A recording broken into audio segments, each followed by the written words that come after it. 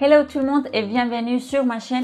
Aujourd'hui, on va faire une vidéo très courte mais très instructive car on va parler du choix des hélices pour nos drones. Les hélices en plastique sont très souples et du coup ont tendance à se déformer facilement.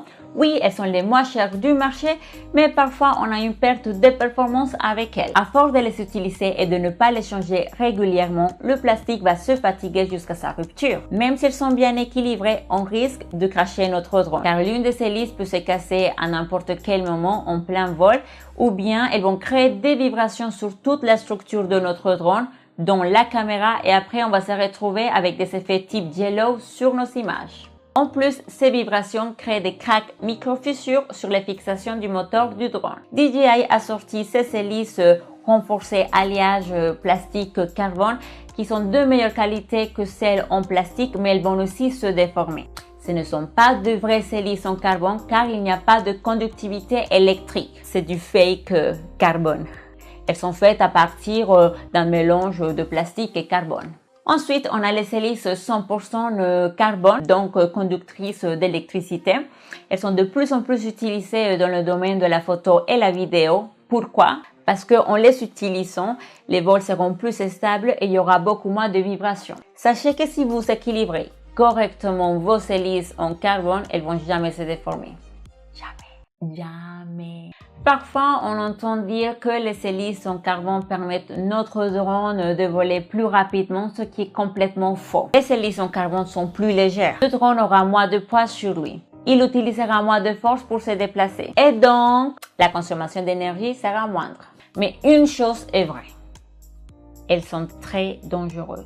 Très dangereuses. Si vous êtes la personne qui aime bien choper votre drone à la main au moment de l'atterrissage et que pour n'importe quelle raison vous mettez votre main ou vos doigts, vous ne pourrez plus jamais compter jusqu'à 10 avec vos doigts. Et bien sûr, si vous crachez votre drone, les dégâts seront plus importants que si vous utilisiez des hélices en plastique. Parce que qu'est-ce qui se passe quand vous crachez votre drone en utilisant des hélices en carbone? Le carbone ne va pas amortir le choc. Quand vous faites un accident, toute la force du choc va directement sur le moteur et à la structure.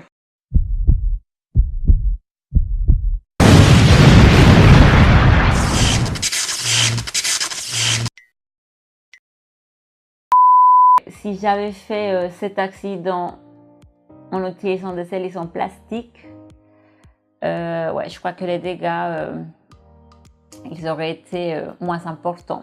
Le plastique est un matériel absorbant qui, à différence du carbone, il aurait bien amorti le choc. Et c'est pour cela que les hélices en plastique tendent à se déformer plus facilement. Maintenant, par rapport au choix, je pense qu'il faut se poser la question à quel point on maîtrise notre drone. Est-ce qu'on a les bons réflexes? On a quand même pas mal d'expérience. Si on est débutant, je pense qu'il vaut mieux rester avec des hélices en plastique. Quand on est débutant, on a tendance à faire le plus grand nombre de bêtises. On n'a pas les bons réflexes.